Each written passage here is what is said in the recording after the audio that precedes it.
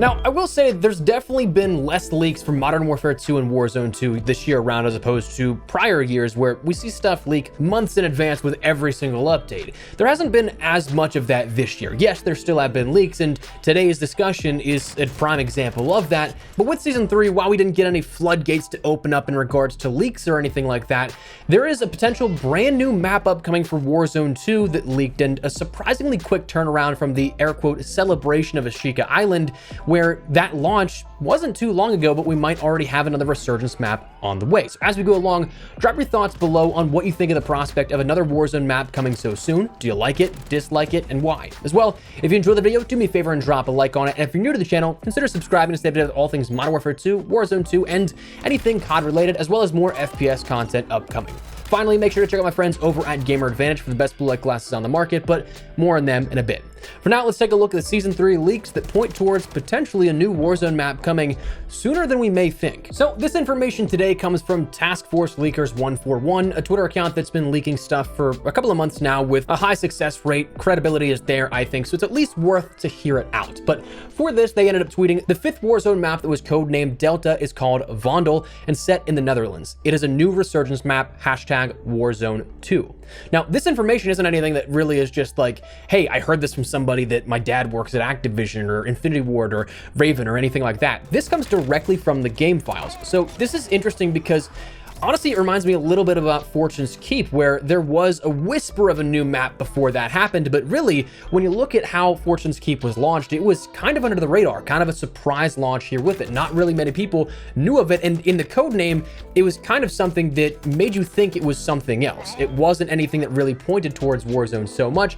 And this kind of gives me similar vibes here at this, but with the name of Vondel and the location of Amsterdam, people are immediately wondering if it will be Vondel Park, which could make for a very cool area if you ask me in regards to a new Battle Royale map, especially a smaller Resurgence-based map here, something that takes a bit more of a unique design approach in regards to aesthetic, because we have Al Mazrah Desert, we have Los Alamos potentially in the future, that being a Mexico theme, then we have Ashika Island, which is a Pacific theme, which is rainy, dreary, and all that kind of stuff, but then Vondel Park could be something that is just like Fortune's Keep, pretty bright, pretty open, brighter, more airy aesthetic to it. I mean, if you take a look at it, even just in regards to the campaign missions, the Amsterdam level was entirely different in regards to the aesthetic and the brightness presented as opposed to almost any other mission overall. That's something that is interesting to see how that will all play out, but to me, it's just incredibly weird that we see this because, I mean, Season 2 was not that long ago. It was in February, only a 2-season turnaround potentially for another Resurgence-based map, because I'm not expecting this to be something that comes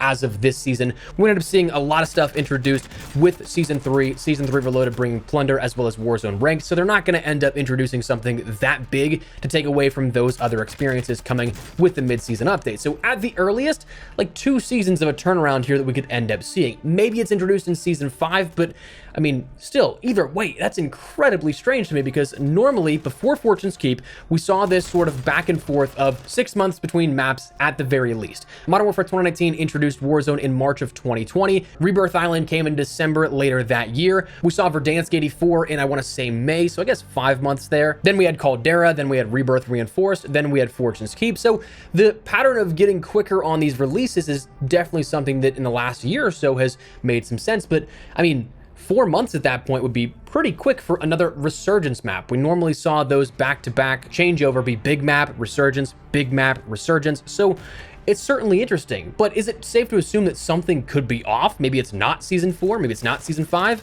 I mean, maybe, but maybe not, because previously we saw from internally leaked calendars and sort of tentative scheduling, previously there was a timetable for a Modern Warfare 2 and Warzone 2 release of a mentioned small map in Season 4.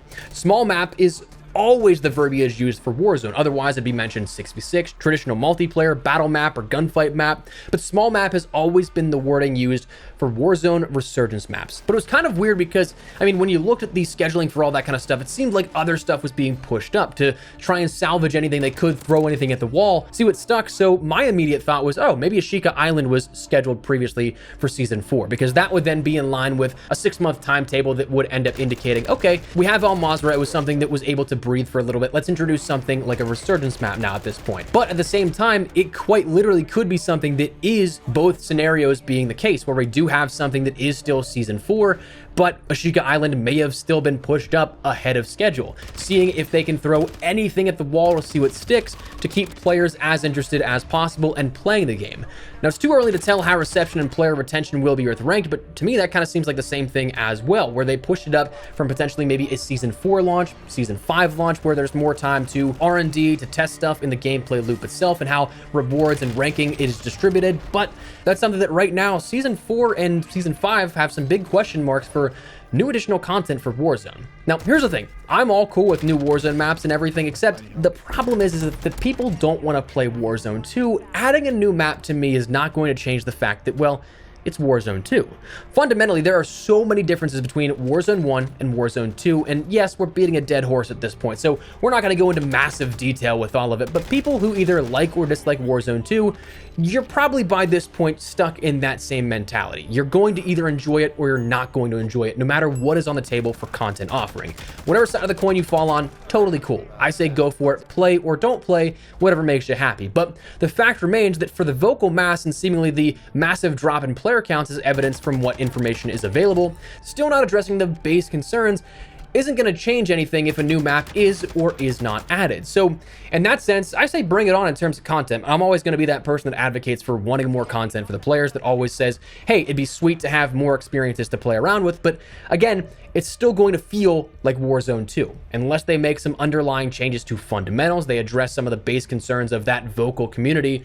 I don't know that we're going to see too much change in regards to reception. So that's where this whole thing is really interesting to me, is the fact that yes, we could have a surprise map drop here in the next season or two, but at the same time, will that really satisfy those that are wanting something different?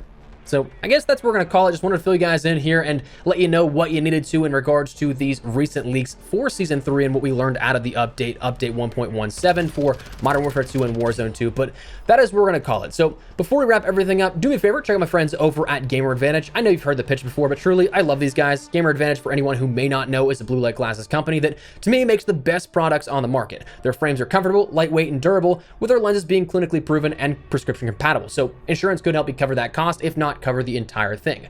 I've used just about every pair that I could find on Amazon as a comparison for like generic pair as far as those go, but while admittedly these are a bit more of an investment, I truly believe the product and the quality is well justified that price increase, especially if you're like me and you're looking at any sort of screen for prolonged periods of time of day. So if you'd like to learn even more, head on over to the link in the description below. You can check out their clinical studies, the science behind it, but if you'd like to pick something up for yourself, use code Espresso for 10% off your entire order. But that said, that is what we're going to call it now. So let me know your thoughts down below. Would you guys like to see another map come for Warzone 2?